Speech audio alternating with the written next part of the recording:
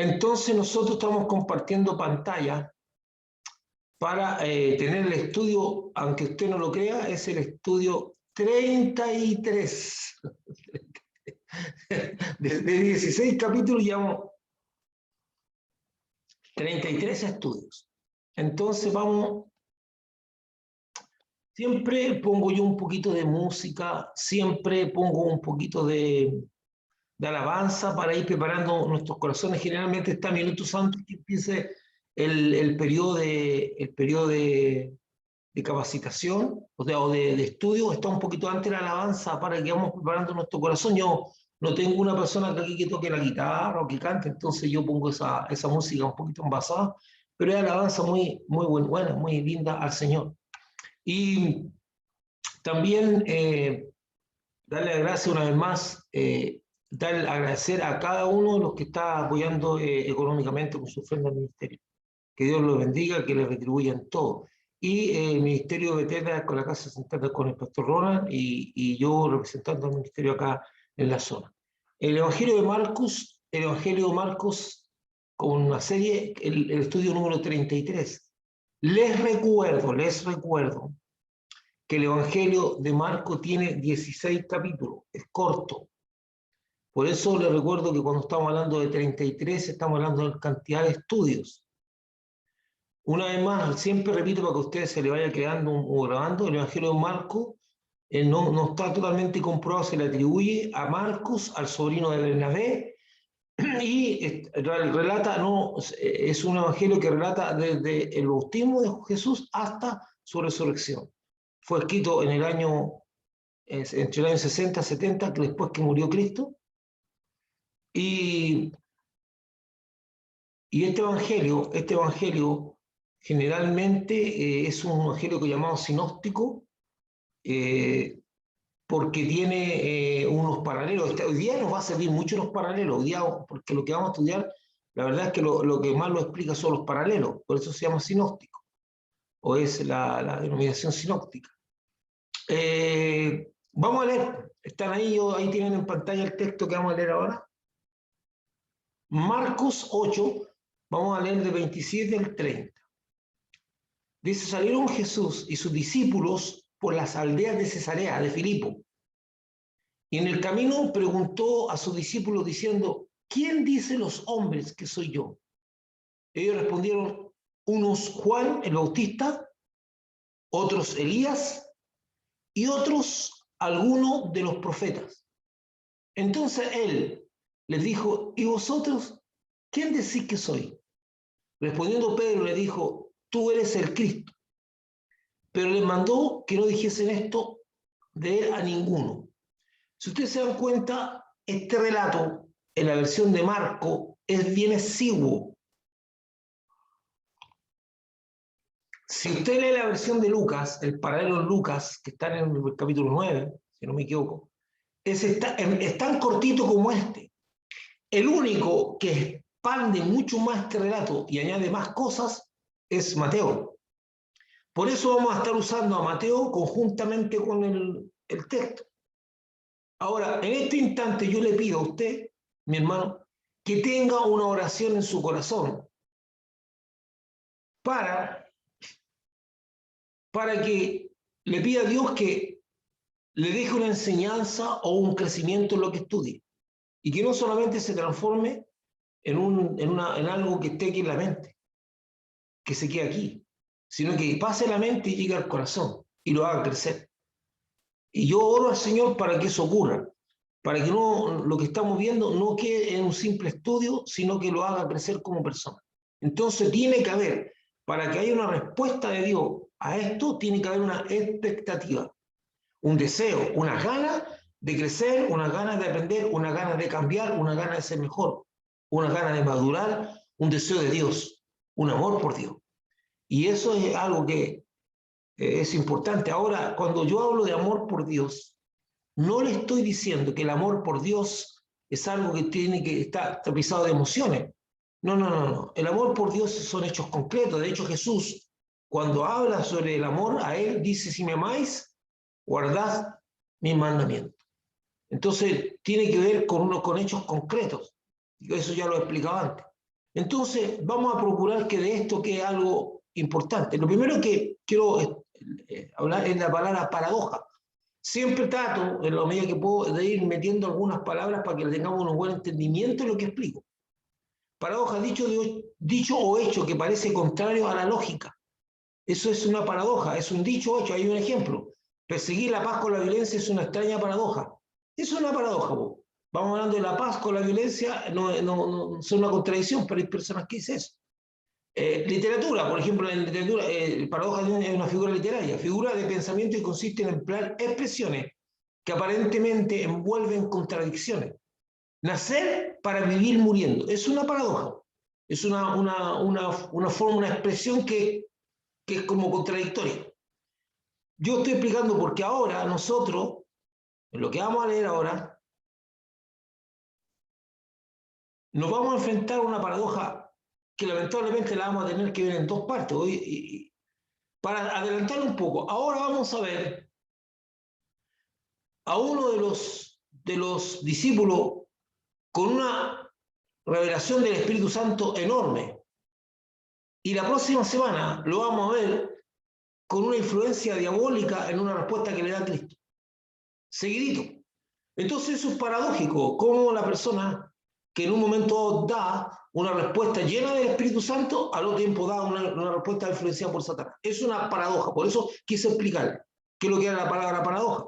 En los siguientes relatos bíblicos encontraremos una de las paradojas bíblicas más sorprendentes, pero que nos ayudará mucho a comprender nuestra naturaleza y lo fácil que somos de influenciar por el mundo espiritual. El mundo espiritual. Aquí hago un alcance.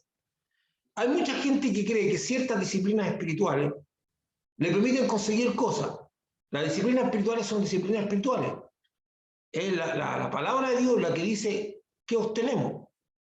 De hecho, hay gente que cree que a través del ayuno y quebrantamiento frente a Dios, nosotros le podemos quebrar la mano a Dios. No. Usted no le va a quebrar la mano a Dios. Un hombre ya lo intentó, que fue David, que ayunó, rasgó vestidura, hizo todo para que no muriera su hijo que había tenido con Betsabé, y el hijo igual murió. O sea, usted no logra quebrarle la mano a Dios porque tenga una actitud de ayuno. El ayuno,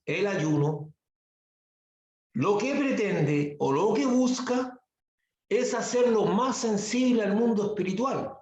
Nosotros ayunamos principalmente cuando estamos necesitados de respuesta de Dios y queremos tener la claridad de estar escuchando la voz de Dios. Queremos estar más sensibles al mundo espiritual, a través de la lectura de la Biblia, a través de muchas cosas. Por eso Jesús, cuando ayunó 40 días, se hizo muy sensible al mundo espiritual. Elías, cuando ayunó 40 días, escuchó la voz de Dios claramente en el monte Sinaí. Todo eso nos hace más sensible al mundo espiritual, pero el ayuno nos hace sensible al mundo espiritual. Y en el mundo espiritual no está solamente Dios. En el mundo espiritual también está el diablo y sus demonios. Por lo tanto, ahí tenemos que tener muy claramente y definir qué nos está hablando. Esto le estoy hablando a usted porque la paradoja que viene ahora es el Espíritu Santo revelando a Pedro algo y posteriormente Satanás influenciando a Pedro, que es la paradoja que vamos a ver más adelante. Entonces, lo que nos puede llevar a magníficas revelaciones, dice, bueno, y lo fácil que somos de influenciar por el mundo espiritual, lo que nos puede llevar a magníficas revelaciones o a graves desaciertos, sin que nos demos cuenta. Pero si no hemos crecido en el discernimiento del bien y el mal, si no hemos crecido en el discernimiento del bien y el mal, podemos llegar a graves desaciertos. Por eso es interesante, voy a leer lo que dice Hebreos 5:14, atribuido al apóstol Pablo. Para los que han, está hablando del alimento sólido, para los que han alcanzado madurez, para los que por el uso tienen los sentidos ejercitados en el discernimiento del bien y del mal. A ver, no está hablando ahí de sentido físico. Usted sabe que, que el ser humano ha clasificado los sentidos como el tacto, como el gusto, como el olfato, como la vista. Y hay algunos que también dicen que existe el sentido térmico. pero son 5, uno no lo nombré, pero son 5 sentidos físicos con el cual nosotros somos capaces de captar el mundo físico, a través de mirarlo, a través de tocarlo, a través de gustarlo, a través de palparlo y también a través de oírlo. Son los sentidos con los cuales nosotros podemos discernir el mundo físico, pero aquí está hablando de sentidos ejercitados para el discernimiento del bien y el mal. Nosotros no discernimos el bien y el mal con el gusto, con el tacto, con la vista, no. Tal vez con la vista podríamos ver algunas cosas, sino que discernimos el mundo, los sentidos, el bien y el mal a través de los sentidos espirituales, a través de un proceso interior, espiritual interior. Entonces, algunas veces nosotros podemos presentir que hay algo que no está bien, algunas veces es evidentemente malo porque va contrario a los mandamientos de Dios y nuestra mente lo razona y dice esto es contrario a la palabra de Dios y le ponemos alto. Pero hay cosas encubiertas en el mundo espiritual de maldad, como es la influencia diabólica, que nosotros no somos capaces. Pero lo que me interesa es que nos demos cuenta de esto, del mundo espiritual. Y me gusta porque dice que la madurez se alcanza. ¿Cómo se alcanza esa madurez? Por el ejercicio en el discernimiento del bien y mal. Los sentidos espirituales ejercitados, que es una lógica que también se aplica al mundo físico. A usted le dicen, o hay una frase muy gravitante que dice que la práctica hace al maestro. Bueno, la práctica de los sentidos espirituales a nosotros nos va a hacer madurar. Vamos a alcanzar madurez. ¿Por qué? Por el uso, dice, para los que han alcanzado madurez, por el uso que usan los sentidos espirituales. Y para usar los sentidos espirituales yo me tengo que capacitar, tengo que tener una relación con Dios en oración, tengo que tener una relación con Dios en la palabra, tengo que estar para que el Espíritu Santo me recuerde la palabra, cosa que cuando yo escuche algo o vea algo o presienta algo yo pueda darme cuenta si es del bien y el mal. Entonces, por el uso. Lamentablemente, las personas por el uso, por la falta de uso, no tienen los sentidos espirituales muy ejercitados en discernir. No se discierne mucho. Bueno, ahí hay una foto que revela la paradoja de un desierto con un árbol muy verdecito, ¿verdad? Entonces, yo digo que las personas no se acomodan fácilmente y no procuran el crecer y madurar. Pero ahí dice claramente que la madurez no es acto del azar o un acto de contemplación, no es una cosa que te va a llegar porque tú eres un creyente. Dice que la madurez se alcanza por el uso y el ejercicio de los sentidos. ¿Qué de sentido? Los que disciernen el bien y el mal, ¿verdad? Mientras más usamos nuestros sentidos espirituales, más maduramos. Ahora, la pregunta, bueno, voy a devolver un poquito. La pregunta que usted era, pero pastor, ¿cómo yo puedo alcanzar esto? Usted lo puede notar ahora fácilmente, hermano, que muchas corrientes espirituales que la persona sabe, porque el Espíritu Santo le da ejemplo, no investiga el contenido de algunas cosas, como por ejemplo los tiempos que están viniendo con respecto a las corrientes de género, de feminismo, las corrientes de raza, las corrientes de un montón de cosas, las corrientes de donde ahora ya se está hablando de que la pedofilia no es un delito, ni debería ser considerado un delito y no un pecado. Entonces, todo eso usted de pronto, a no ser que sea una persona infiltrada en la iglesia, estoy hablando de un cristiano, de pronto hay ciertas simpatías intelectuales, pues no quiero decir espirituales porque ya sería mucho, ciertas simpatías intelectuales en considerar que la lógica que se plantea en algunas cosas está bien. Hermano, todo creyente que entra al mundo de ser un creyente entiende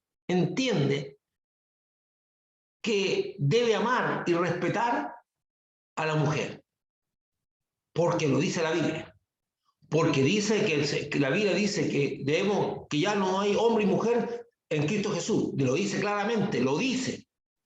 Entonces, nosotros entendemos eso y consideramos muy aplaudible que se hable del respeto que da a la mujer y el derecho, pero no consideramos aplaudible que con eso se mezcle cosas que no tienen que ver como muerte al macho, guerra entre sexos y cosas por el estilo, porque eso no es bíblico. Pero hay hermanos que no disciernen la mezcla, porque una de las estrategias que usa el diablo, y eso es interesante, porque muchas de las sectas o de las corrientes teológicas le pueden estar predicando sobre la Biblia durante, por decirle, le pueden estar hablando de verdades bíblicas durante 10 minutos o 20 minutos, y entre medio, el minuto 21 o el 11, meten una tremenda aberración, y la persona se la traga. No, porque tiene que estar diciendo, o sea, usted no es incondicional a nadie, ninguno de los que están aquí presentes, yo no soy incondicional a ninguna persona. Vamos discerniendo, muchas veces con amigos del ministerio yo tuve discusiones bien fuertes, y de hecho yo con el pastor Lucas más de una vez me senté en una mesa a discutir, y yo miraba a los hermanos que eran discípulos del pastor Lucas que estaban como aterrados porque lo tenían como considerado en un altar. Yo, para mí era un tremendo hombre de Dios, un padre espiritual, pero más allá no. Cuando él empezó, me acuerdo que tuve una conversación fuerte con él, cuando él empezó a cambiar una cosa que durante un tiempo predicó y ahora la estaba cambiando. Porque nuestro conocimiento de Dios decía, Dios, la familia, la iglesia. Y él empezó, Dios, la iglesia, la familia. Y yo empecé a conversar con él, y dije, no. Y dije, pero tú, no, y él me da argumentos, pero todo el resto aterrado. O sea, yo quería mucho a él, lo quería harto, pero yo no aceptaba esa forma o ese enfoque de las cosas. Usted me está entendiendo, ¿verdad? Ninguno de los que están acá somos incondicionales. Podemos querer mucho a las personas, podemos sentir mucha ganas, podemos admirarlas mucho, pero usted no es incondicional a nadie. Usted no puede ser incondicional. Usted puede querer mucho a un hombre de Dios, como digo yo, y no fue la única discusión que tuve con Lucas, pero yo miraba a mis hermanos que me rodeaban y era como, wow, se está hablándole de esa manera al intocable. Y la otra conversación que tuve es cuando le dio con que la iglesia de Cristo que no podían haber creyentes que estuvieran depresivos. Sí, me decía, es que eso no es de Dios, me decía. Yo le decía, la depresión es una enfermedad, Lucas. Es una enfermedad. Hay cristianos que son depresivos o tienen tapa. No, me decía él, si un cristiano no puede estar en depresión. Y discusiones que tuvimos largas y tendidas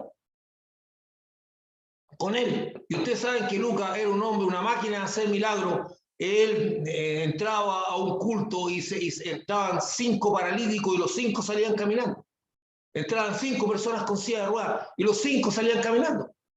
Y echaba fuera demonios y tenía una unción poderosa, pero eso no lo convierte en un ser intocable. Usted tiene que madurar, y muchas veces el cristiano tiende a impresionarse por ciertas cosas y considera a ciertas personas como intocables. Hermanos, los dones son de Dios, no de las personas. Y Dios usa canales más fácilmente que otros. Y usted, porque usted no tenga ciertas cualidades o habilidades, no es más o menos que otro. Usted tiene que entender eso. Entonces aquí hablamos del discernimiento. El discernimiento del bien y el mal es por el uso y el ejercicio de los sentidos, que son sentidos espirituales. Vuelvo a decir, no son sentidos físicos, son sentidos espirituales, que tienen que aprender a discernir. Bueno, no tengo tiempo para ir más profundamente en eso de los sentidos, pero va a haber un momento que lo vamos a poder hacer. En Marco, vamos a leer Marco 8:27, dice, y salieron Jesús y sus discípulos por las aldeas de Cesarea de Filipo, y en el camino preguntó a sus discípulos, diciéndoles, ¿quién dicen los hombres que soy yo? Veamos un poquito, pongamos en el contexto. Jesús estaba ahí, yo con la flecha estoy apuntando, estaba en Betsaida, y ahora se traslada hacia arriba. Usted ve hacia arriba del mapa, dice Cesarea de Filipo. Si usted mira la escala que hay abajo, ve esa escala, ese pedazo, ese trozo que hay del 0 al 30, eso indica que si usted toma un papelito y lo marca y después lo lleva acá, y lo mide, verá cuántos kilómetros hay de separación entre Bethsaida y Cesarea. Por lo menos al ojo deben haber entre 40 a 50 kilómetros que tuvo que caminar Jesús hacia arriba. Ahora, esta Cesarea era distinta a esa Cesarea que está al lado del mar, que es la más famosa, que era un puerto. Vamos a ver un poco. Cesarea de Filipo, situada a 40 kilómetros al norte del mar de Galilea y en el pie del monte Hermón. Cesarea de Filipo es el lugar de uno de los más grandes manantiales que alimenta al río Jordán. Entonces, de ahí sale agua que alimenta el río Jordán. La ciudad estaba situada en la región conocida como Panión, consagrada a Dios, griego pan, o el fauno para los romanos. Es un tipo que tiene cacho, pata de cabra y anda tocando una flauta. ¿De quién recibió su nombre? ¿De quién recibió su nombre la región? Panión. Herodes Filipo II, hijo de Herodes el Grande, amplió y enriqueció la ciudad dándole el nombre de Cesarea, en honor del César, a lo que añadió de Filipo para distinguirla de Cesarea Marítima, que es la otra que está ahí. La ciudad actualmente conocida como Banias es un yacimiento arqueológico de la antigua ciudad de Cesarea de Filipo, ubicada al pie del monte Hermón, al norte de los Altos del Golán. Los Altos del Golán son súper conocidos, que era una altura que había de la Tierra Santa, en Siria, donde los sirios bombardeaban y tiraban bombas o cañones a los asentamientos israelíes, hasta que Israel se tomó los Altos del Golán y estableció un asentamiento ahí. Entonces, eso es. Ahora, yo le dije, Jesús todo este ministerio lo hacía caminando. O sea, se trasladó más de 50 kilómetros al norte, de repente se iba a Tiro, pero su ministerio era de caminar. Fue mucho lo que el Señor caminó y atravesó el mar de Galilea constantemente. Jesucristo le hace una pregunta indagatoria a los discípulos. Está preguntando, ¿qué quieren? Una indagación.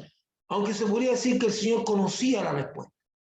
La pregunta busca despertar a sus discípulos a la revelación del Hijo de Dios. Y la pregunta es, en esencia, ¿qué saben de lo que la gente cree de mí? O sea, le dice, ¿qué saben ustedes de lo que la gente cree de mí? Marcos 8:28. Ellos respondieron, unos Juan el Bautista, otros Elías y otros algunos de los profetas. La asociación que hace la gente de Jesucristo con los antiguos profetas está ligada a las palabras que habla Jesucristo. Ellos miran cómo es Jesucristo, miran las palabras que tiene Jesucristo y ellos dicen, wow, este hombre sabe, tiene un lenguaje muy parecido o usa las mismas palabras que usaban los profetas. De hecho, Jesús repite palabras que son casi textuales. También está ligada a los prodigios y milagros realizados por Jesucristo, algunos de los cuales se vieron con Moisés. Ustedes saben que a Moisés con la vara hizo muchísimas cosas grandiosas, Elías que también, y Eliseo. Entonces veían a Jesús haciendo milagros y lo asociaban con los profetas, pensaban que a lo mejor se había reencarnado. Y también tiene que ver con las expectativas que el pueblo tenía de la llegada de un profeta semejante. Hay uno de los relatos que me impacta mucho, a mí me impacta mucho, porque me hace sentir el momento que se está viviendo ahí. Jesús viene con una gran multitud caminando hacia Naín, y de frente a él viene otra multitud pequeña que vienen a enterrar al hijo de la viuda. Se encuentran las dos multitudes y Jesús está ahí y ve todo el llanto y la desolación que hay en la viuda con respecto a la muerte de su único hijo. Esa mujer queda completamente desamparada. Entonces Jesús tiene misericordia, toca el féretro, levanta al muchacho, voy a hacerlo corto esto, y se lo entrega a la viuda. Y entre las personas hay una palabra que es conmovedora, dice, un gran profeta se ha levantado. Dios ha visitado su pueblo. Por favor, esa palabra, Dios ha visitado su pueblo, indica muchas cosas. Indica un sentir de paro terrible que tenían. Habían pasado 400 años de la última manifestación profética en el pueblo y esta gente se sentía desolada. No tenían solamente un recuerdo de Dios. En 400 años fácilmente pueden haber pasado 5 generaciones que no tuvo ni una palabra de Dios fresca, viva. Recién aparece Juan el Bautista para llegar una palabra de Dios. La interacción profética había desaparecido completamente con Malaquías y todo estaba parado. Entonces, esa sensación de abandono que tenía esas personas refleja mucho eso. Entonces, en el pueblo existía una gran expectativa de que alguien en algún momento iba a aparecer. Y Jesús apareció, primero Juan el Bautista, pero Juan el Bautista no hizo ni un milagro, generó expectativas, removió las conciencias, que era su trabajo, preparó el camino, creó un ambiente espiritual súper propicio para el Señor y murió contento. Por eso usted no puede estar considerando que el trabajo que le dio Dios a usted es insignificante. A cada uno de nosotros se nos dio una asignación en esta tierra y no tenemos por qué estar envidiando lo que tienen otros.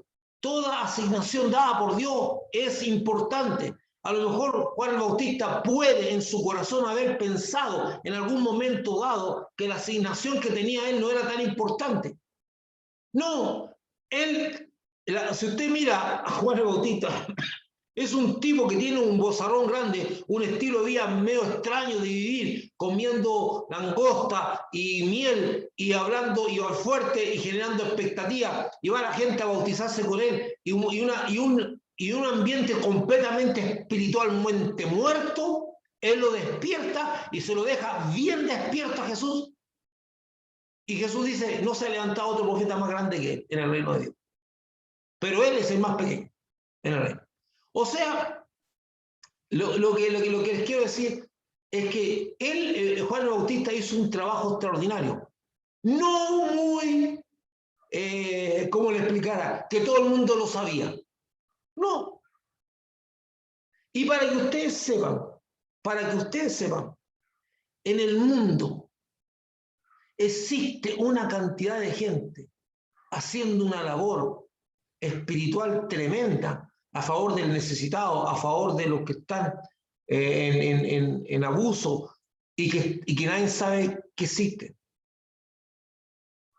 Y esa es la fortaleza de su trabajo, que bajo la visión de que nadie sabe que existen, pueden trabajar tranquilos.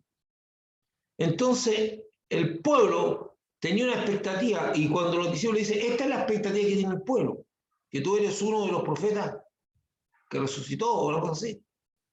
Entonces les dijo, ¿y vosotros quiénes decís que soy yo? Respondió Pedro y le dijo, tú eres el Cristo.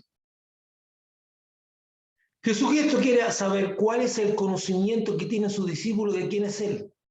Mas Pedro responde que él era el Cristo Salvador, Cristo Salvador. Usted tiene que entender, hermano, hermana, que existe una diferencia entre el Cristo y el Mesías.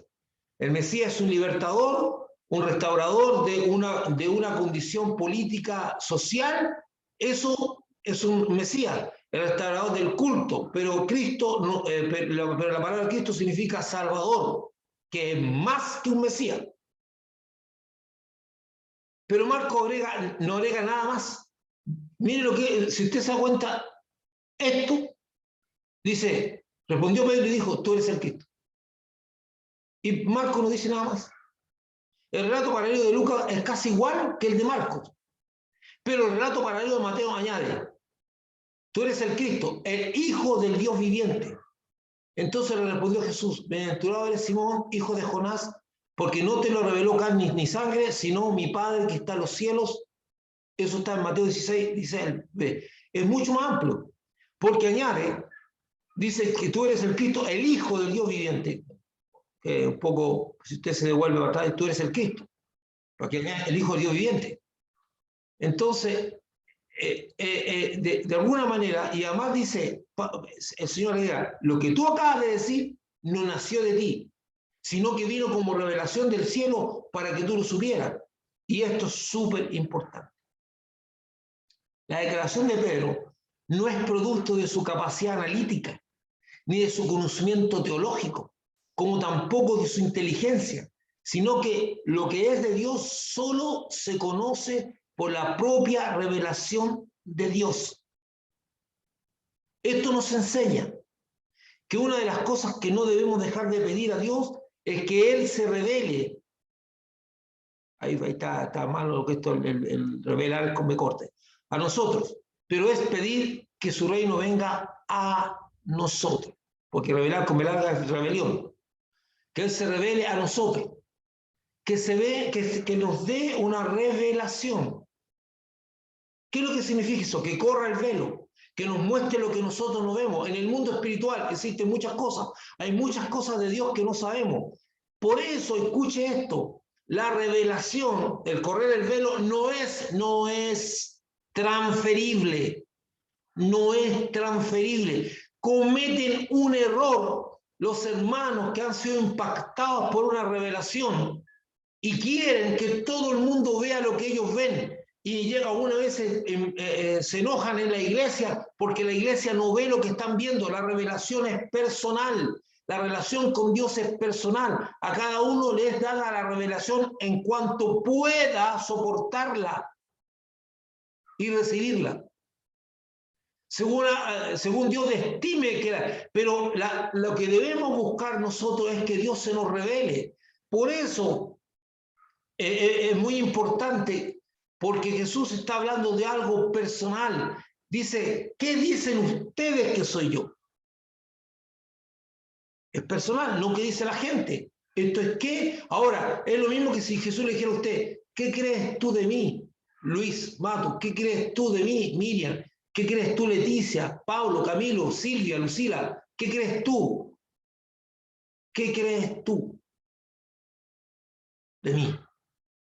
Buena pregunta sería que se le hiciera, ¿qué cree usted de Jesús? ¿Qué cree usted de Jesús? Porque esa pregunta que le está haciendo a Pedro no es a Pedro, es a todos los que van a leer la Biblia, a todos los que van a leer el libro. ¿Quién crees tú que soy yo? Entonces aquí pueden surgir los conceptos teológicos, pero la revelación es algo que tiene que ver aquí, que tiene que ver con algo que Dios puso en el corazón.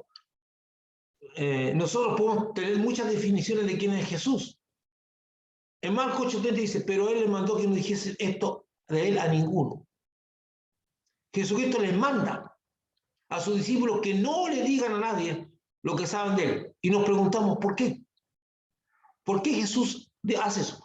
Una de las realidades que más les cuesta entender a los seguidores de Jesucristo es que el mandamiento de ir y hacer discípulos es a partir de que Jesucristo se reveló a la persona y ésta creyó y lo recibió. Existe un afán que es algo completamente innatural, completamente ilógico, contrario a la palabra de Dios, y yo diría que hasta diabólico, el que tú creas que puede llevar al conocimiento de Cristo a una persona. Eso no es así.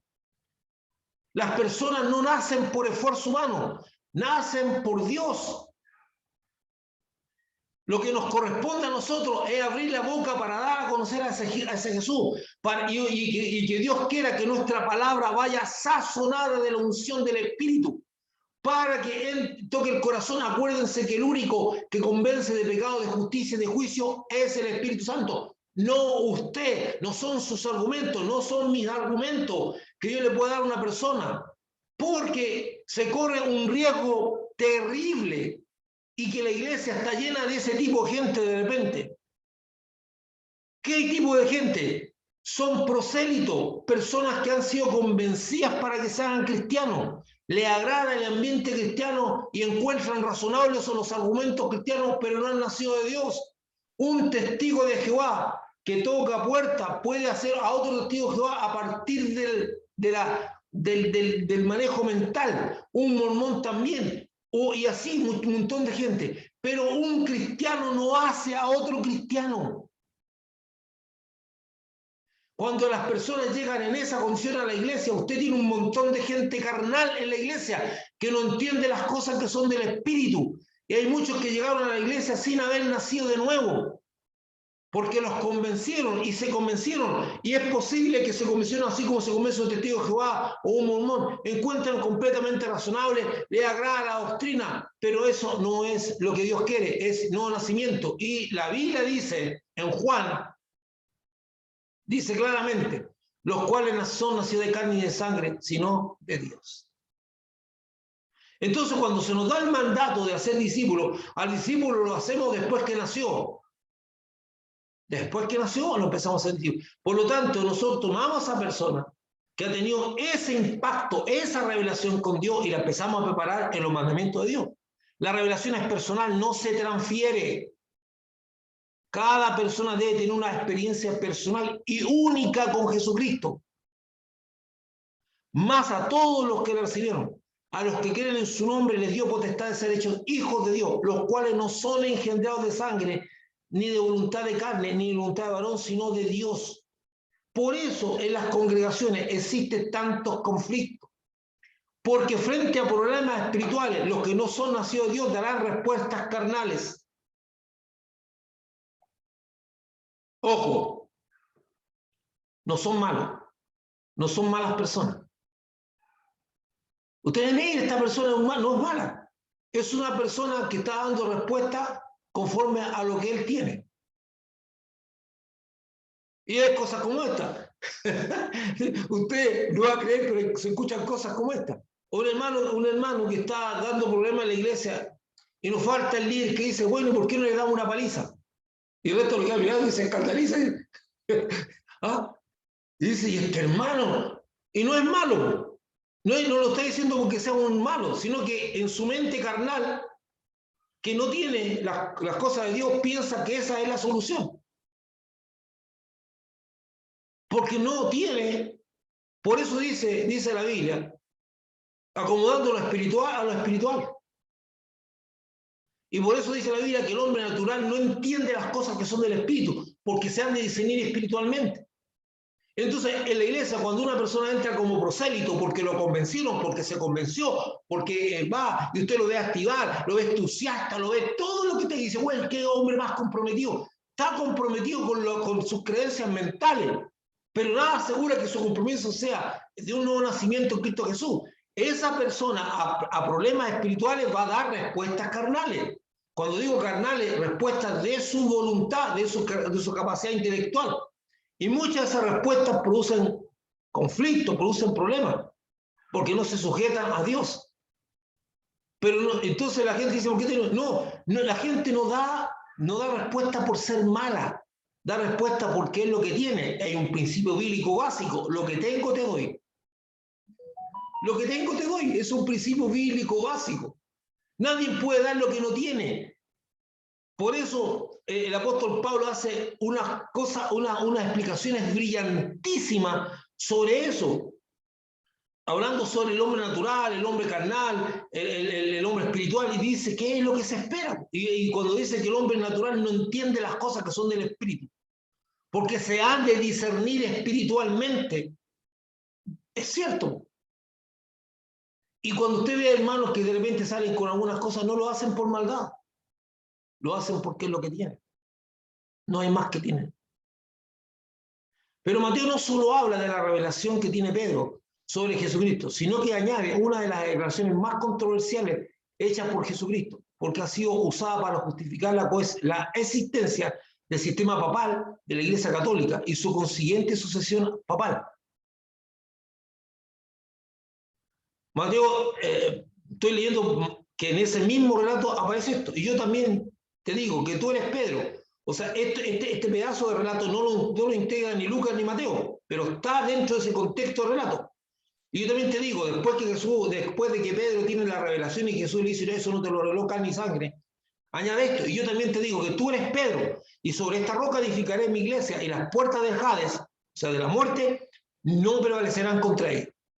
Y a ti te daré las llaves del reino de los cielos, y todo lo que atare en la tierra será atado en los cielos, y todo lo que se atare en la tierra será desatado en los cielos. Quiero hacer un alcance, voy a explicar algunas cosas, no, este tema no lo agoto ahora, ni lo voy a agotar, y alguien por decir, pero usted estuvo incompleto, lo dijo todo. Yo estoy dentro de un marco de un estudio donde tendríamos que situarnos en un tema particular para ir más profundamente, pero creo que lo que vamos a decir es más que suficiente. El texto de Mateo dice que Jesucristo usa un juego de palabras, ya que Pedro o Petro significa piedra, pero pequeña, una piedrecita, una roquita. Pero por eso Jesucristo dice, tú eres Pedro, tú eres roca. Es decir, piedra pequeña, y sobre esta roca, piedra grande, edificaré mi iglesia. Y esto provoca las dos interpretaciones que separan la doctrina de la Iglesia Católica y la doctrina de la Iglesia Cristiana Evangélica. Veamos. Iglesia Católica. Primero, enseña que la iglesia será edificada sobre la persona de Pedro y sus sucesores, que Jesucristo señala a la persona de Pedro como roca. En cuanto a la sucesión de Pedro, no existe ni siquiera un texto para controversia. Nada dice que hay una sucesión del ministerio de Pedro. Pero dicen que cuando Jesús dice, tú eres Pedro, y sobre esta roca edificaré mi iglesia, ellos dicen que se está refiriendo a Pedro. ¿Qué dice la Iglesia Evangélica Cristiana? Dice, enseña que la declaración de Pedro por la revelación de Dios, de que la creencia en que Jesucristo es el Hijo de Dios viviente, eso es la roca. La roca es la declaración, tú eres el Hijo del Dios viviente. Toda aquella persona que cree que Jesucristo es el Hijo de Dios viviente, esa es la roca sobre la cual Jesucristo va a hacer crecer y edificar su iglesia. Sobre la fe en Cristo Jesús. Eso se llama nosotros. Que la roca no es Pedro, sino la declaración de Pedro. Algunas definiciones. La llave del reino. En la escritura el término llaves a veces simboliza acceso a un conocimiento y autoridad privilegiados. Ates y desates, al decir la autoridad de prohibir y permitir. Pedro y los discípulos al proclamar el conocimiento del Mesías anunciaban con la autoridad delegada por él tanto juicio como salvación. Y será atado y desatado. En griego, esta construcción gramatical habrá sido atado y habrá sido desatado, lo que indica que el inicio de la voluntad de Dios es previo a las decisiones humanas, o sea que ya estaba decidido. Es decir, las decisiones de los apóstoles están de acuerdo con lo que Dios ya ha determinado. ¿Qué es lo que dice Jesús? Jesús dice, lo que veo hacer al Padre, eso hago. No es que Jesús lo llevaron al cielo y le dijeron, ya, vaya, Jesús, vino Dios y le dijo, ya, mira, yo le voy a quebrar unos cuantos huesos a unas personas y te voy a enseñar a cómo unirlo y sanarlo. No. Cuando Él pone las manos sobre alguien, Él ya vio que el Padre lo va a sanar. Cuando Jesucristo dice a Pedro que Él le da las llaves del reino, no le está asignando una posición de privilegio o autoridad para determinar el futuro eterno de las personas, como alguna doctrina lo señala. No, si tú no eres parte de esto, te vas al infierno. Sino que es una asignación de una tremenda responsabilidad. El reino de los cielos se ve por el nuevo nacimiento en Jesucristo, y el reino se entra por el nacimiento en el agua y del Espíritu, con mayúscula. Cuando Jesús habla con Nicodemo, le dice, Nicodemo, si tú no naces de nuevo, no puedes ver el reino. Y después le dice, si tú no naces del agua y del Espíritu, no puedes entrar. Entonces la gente no puede entrar ni ver el reino si no se proclama el nuevo nacimiento y el nacimiento en agua y del Espíritu. Entonces, el anunciar o no anunciar esta verdad abre o cierra las puertas al reino. El mundo natural es sombra, figura y tipo del mundo espiritual, como lo dice Pablo y como lo dice Dios a Moisés, que debe hacer todo de acuerdo al diseño que se le ha mostrado. Por lo que el mundo físico tiene un símil espiritual. Por ejemplo, la sanidad de una enfermedad se proclama en el mundo físico y se concreta en el mundo espiritual. O sea, no basta con que yo ponga la mano, tiene que haber un evento espiritual. Por eso cuando dice, yo lo que tú hagas acá, yo lo remiendo allá, quiere decir que Jesús lo concreta en el mundo espiritual. Y eso es una cosa que debo entender muy claramente. Que aquí no hay magia, no hay ninguna cosa extraña, sino que hay un símil. Y por eso Dios le dice a Moisés, le muestra cómo tienen que hacerse las cosas, los artefactos, dice, como se te ha mostrado. Pablo dice, yo vi y fui a este cielo y vi cosas que no puedo ni siquiera decir. Juan, cuando está hablando de la revelación del Apocalipsis, tiene serios problemas para hacer la descripción de lo que está viendo, porque no hay una cosa muy semejante al mundo físico. Y él empieza a tratar de hacer cosas que para nosotros nos resultan medio raro, un ser con 7 cabezas, una cosa que tiene muchos ojos por dentro y por fuera, y nosotros tratamos de imaginarnos algo así, y lo único que nos sale en la mente son monstruos, po. Entonces, no se puede decir, pucha, que hay monstruos en el cielo. No, es la incapacidad que tiene el apóstol Juan de poder explicar lo que está viendo. No lo puede explicar. No hay palabra humana. Y trata de decir, bueno, mire, yo vi a una especie de dragón con 7 cabezas, y vi esto y esto otro, y vi un cordero con forma media humana. Entonces él está tratando de explicar algo que es difícil, porque hay un similar en el mundo espiritual. Entonces, lo que yo declaro en el mundo físico se debe concretar en el mundo espiritual. Mis queridos hermanos, llegamos hasta aquí con el estudio. Vamos a seguir la próxima semana con la paradoja de lo que viene. Entonces, doy gracias a Dios, espero que haya servido, repásenlo, hay cosas muy interesantes, sobre todo, cuestiónese, ¿qué cree usted de Jesús? ¿Qué piensa usted de Cristo? ¿Qué es lo que hay en la mente de usted en cuanto a Jesucristo? Y pregúntese, ¿qué cree usted del Señor? Son buenas preguntas, hermano, nos permite reflexionar y afianzar nuestra fe y saber cómo estamos creciendo. Doy la bienvenida a Olga Vázquez, que es nuestra querida hermana que está ahí, a David, que también se conectó hace poquito tiempo. Que Dios les bendiga. Y ahora vamos a dejar al hermano Pablito, al pastor Pablo de Ovalle, para que nos dirija en la cena del Señor. Espero que tengan sus elementos y si pueden abrir sus cámaras para participar en la cena, macanudo sería. Y si no, está bien, no hay problema.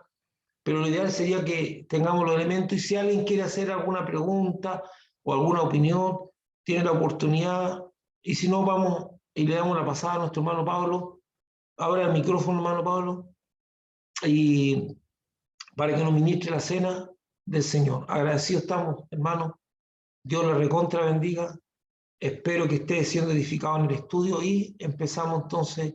Hermano Pablo, le doy el pase para que usted active el micrófono, para que usted ahora nos dirija en la cena. Sí.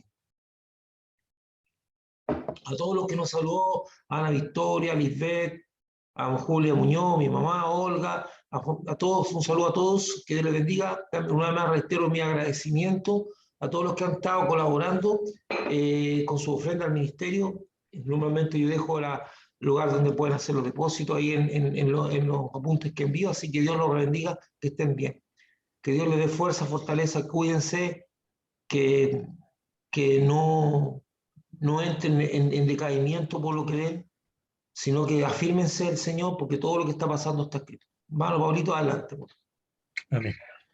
Bueno, en primer lugar, le doy gracias al Señor y también la oportunidad que se me brinda, una forma